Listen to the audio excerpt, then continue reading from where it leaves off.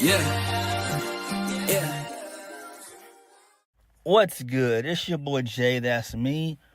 We're going to discuss AEW Dynamite Spring Breakthrough from April the 16th, 2025. I know most AEW sickos and fanboys alike are going to praise this show up and down. I know they're throwing babies in the air. I know they're shouting all throughout church and everything else. They're doing, cartwheels. But this show, for the most part, was okay. All right? I know they're probably saying, the feeling is restored. No, the feeling is not restored. This was an okay show, if you're looking at it through a logical lens. This was an okay show. So, it is what it is. We are going to get into the review. But before we get into that, news and notes real quick. So, apparently Mariah May, her contract is set to expire in the summer of this year. So, that could be anywhere between May and August of this year. And when I first heard the news, I'm like, Tony Khan is not a businessman. Why didn't Tony Khan lock her into a 3-year deal off rip? That's the thing he said on point blank period, is he should have immediately locked Mariah May into a 3-year deal. Mariah May is uber talented, and if she ends up following the footsteps of Jade Cargill, it is what it is. It would seem like he doesn't care about the AEW women's division outside of Mercedes Moné and Toni Storm. That's it. He does not care about the other females. He just does not. And, it shows. So, hopefully we can see Mariah May on AEW television. But if we don't, and apparently we'll be seeing her on NXT in the summer. But it's quite wild to me, and it's quite mind-boggling to me that Tony did not already have a 3-year deal lined up for her, hook, line, and sinker. But, it is what it is, man. Note 2, Nick Khan, he threw some shots at Tony Khan, basically talking about how WWE is going to be taking some more of their talent in due time. So that's what he basically said. So it is what it is. I know it's going to be this petty, dumbass war nonsense going back and forth. It's not. Look, both AEW and WWE right now are not good. The reason why WWE is suffering is because Triple H has no idea what he's doing at the head of creative. And then the reason why AEW is suffering is because Tony Khan won't move out the way and bring somebody else in and just have him be the guy who funds AEW along with Warner Brothers. So, let's just be honest with that. But it is what it is. And also, apparently, Mercedes Moné, there's an interview out that she did, I think, with some, radio station in Boston, to where she revealed that she has her own entourage and she's not paying for it. It's being allegedly paid by Tony Khan. And I'm like, what in the actual fuck is on the mind of Tony Khan? This is weird, bro. This is weird. You're actually budgeting something expensive as her entourage. Even if it's just 3 or 4 people, that's still a lot of money, bro. Normally, when a musician or an artist or actor or whatever, they have people around them, their entourage, those entourages can cost a bunch of money because basically most of them are leeches. They just leech. They're not really there to support you. They're there till the money stops, and then once the money stops, they're out. So, it is what it is, man. I don't give a damn at this point. But Tony Khan's a little bit out there if this is to be believed. So, there's that. All right, let's go ahead and get into the review. So, Spring Breakthrough kicks off with the first match of the night. Mercedes Moné defeats Athena, aka Ember Moon, so she advances to the finals. Yeah, she advances to the finals. The match was actually okay. They did a collar and elbow tie up in the ring for a brief moment. Then they followed that up by doing another one on the outside. They slowed the match down, so it wasn't like super duper fast paced and all that. There was a spot where they were both going for the tombstone pile driver. They kept on reversing that. I think it was Mercedes who hit the lung blower. So basically the finish came when Athena was going to go for the, what is that? The springboard stunner that she does. I forgot what she called it in WWE, but for AEW she calls it the O-face, which is kind of a dumb name. And then Mercedes ended up doing the jackknife cover for the 1, 2, 3, and Mercedes wins clean. And I'm like, you've got to be kidding me. But in the back of my mind, I did figure that Mercedes could win.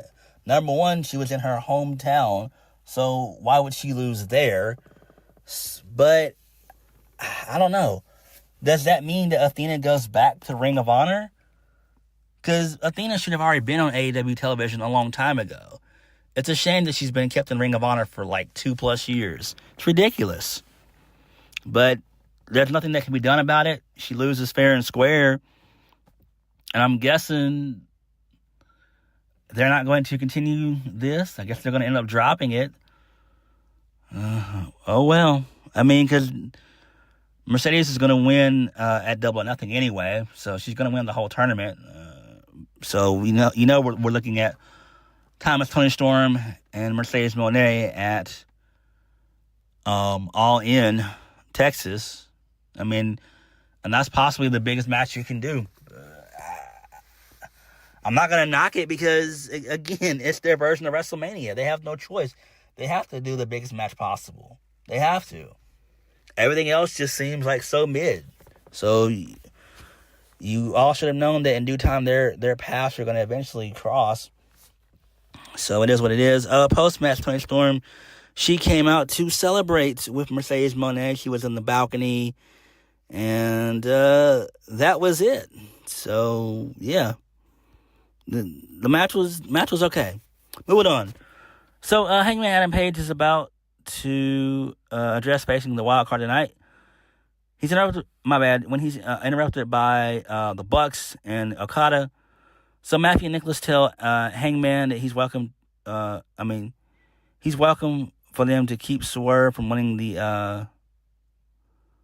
AEW World Heavyweight Championship at Dynasty before promising they'll patch things up with the Death Riders. So the Bucks, they dip out. Then Okada asks Hangman why he's so angry and tells him to smile more. Hangman leaves, and then Okada calls him a bitch, and then Hangman confronts him. And that was that. Who really cares? So this leads us into the second Owen Hart Cup match for the men, quarterfinal. Hangman Adam Page defeats the wild card, who ends up being Josh Alexander. Yes, former TNA World Heavyweight Champion Josh Alexander. He got a pretty decent little reaction, basically. I figured he would because, it is Boston. So, I mean, if they'd have been in Philly, he would have got a good reaction. New York, same thing. Chicago, same thing. So, Hangman ends up winning via a roll-up. So they end up doing, the same finish that they did just a match previous in the previous match. It is what it is. This does make sense. So Josh turned heel post-match, basically, because Kyle Fletcher showed up, and then, Don Callis, he whispered something into Josh Alexander's ear, and then Josh ended up attacking Hangman for a brief moment, and Kyle Fletcher, he drops Hangman Page with a brainbuster. And, there's that. Oh, I don't care about Josh Alexander showing up to AEW. I don't. He's just going to be a mid-carder at best. He really is going to be a small fish in a massive sea. In a massive ocean of talent. I think him and Mike Bailey, they're not going to be used like they were in TNA.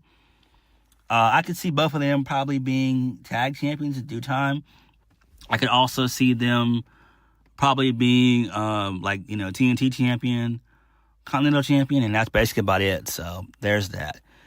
Neither of them are going to sniff the World Heavyweight Championship. That's not even going to fucking happen at all. Moving on.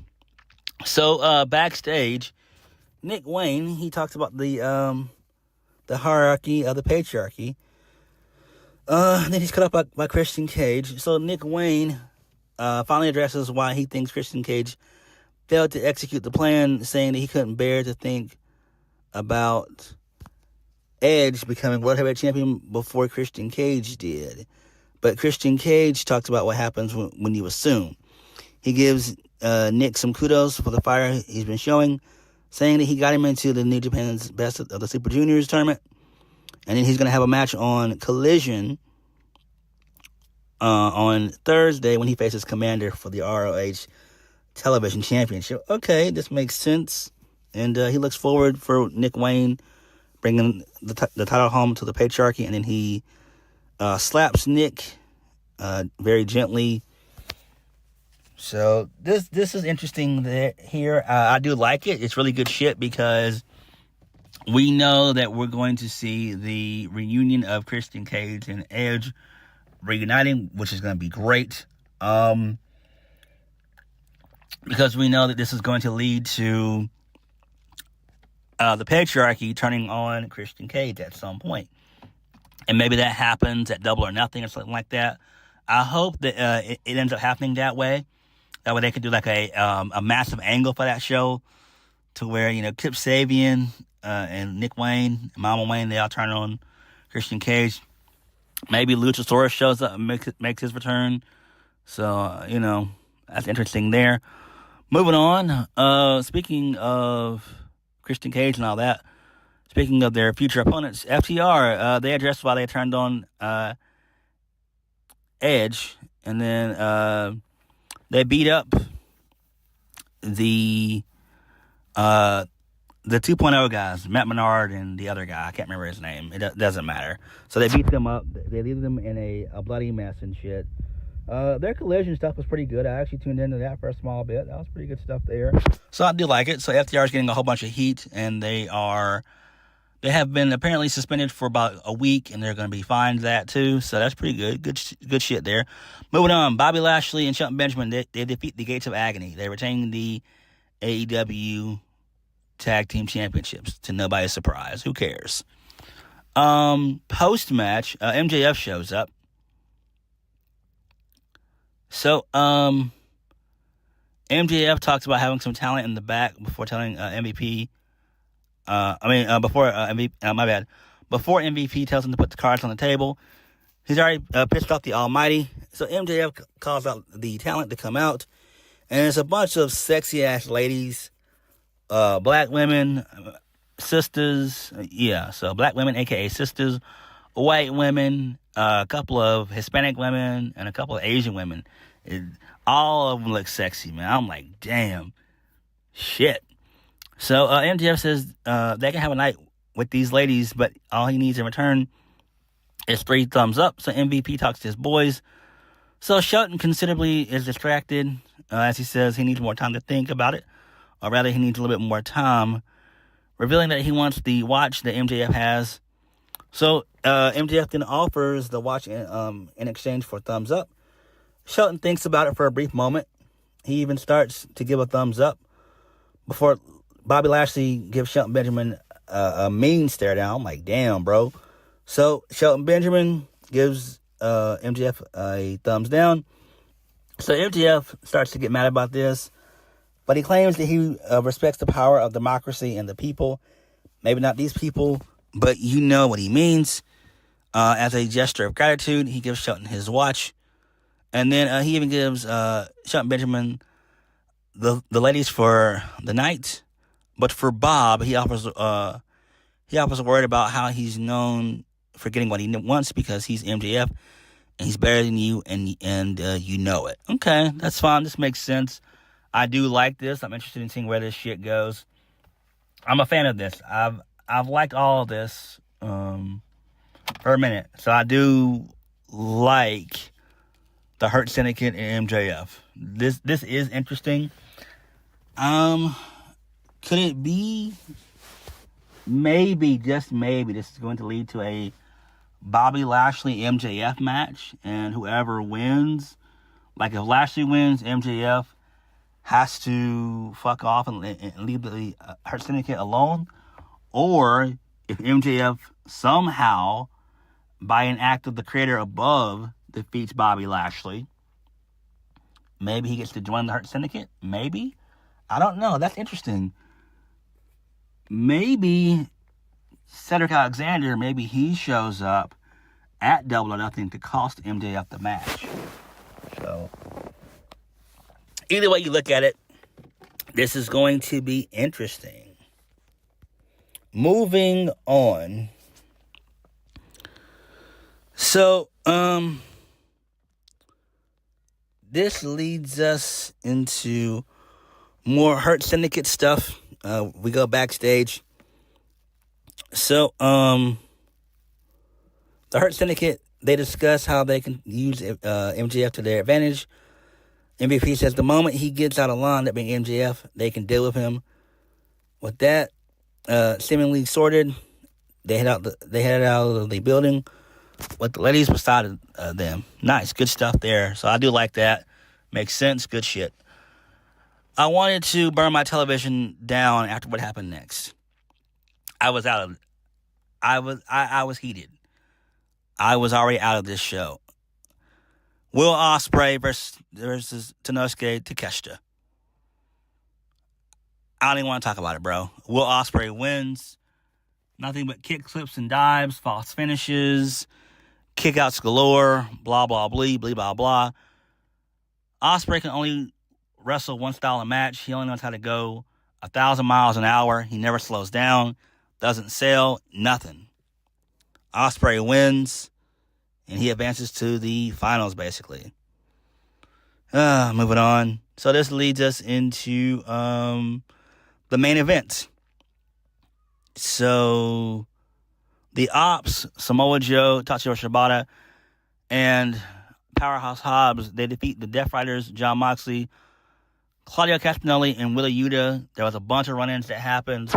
Swerve got involved. The Young Bucks, they got involved. There were chairs involved and all that shit. Who cares?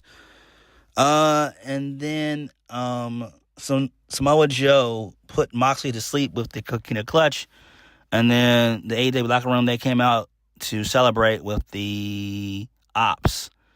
And we all know why this shit was done. It was because of AEW surpassing WCW. So that's why all this shit was done. And that was the show. Spring Break-In, for the most part, was okay. I did enjoy the Bobby Lashley, the Hurt Syndicate, my bad. I did enjoy the Hurt Syndicate and Bobby Lashley stuff. My bad. My bad. I'm sorry. I apologize. I did enjoy the MJF and Hurt Syndicate stuff. I also enjoyed the Patriarchy stuff. That was great. Mercedes winning, that makes sense. The debut of Josh Alexander, who really cares? He's not going to really do much of anything in AEW. I do think he'll probably end up being on Collision sooner rather than later. So, there's that.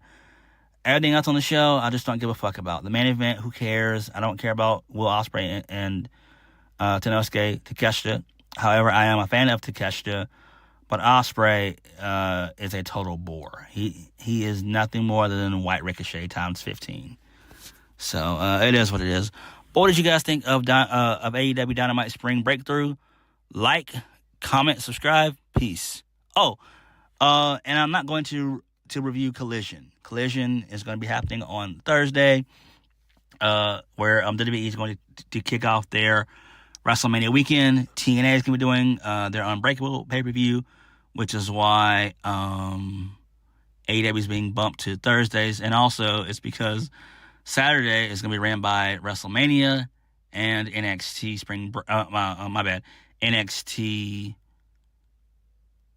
Stand and Deliver. So that's why that's going to happen. So it is what it is. Am I going to review Collision? No, I'm not. But what did you guys think of Spring Breakthrough? Like, comment, subscribe. Peace.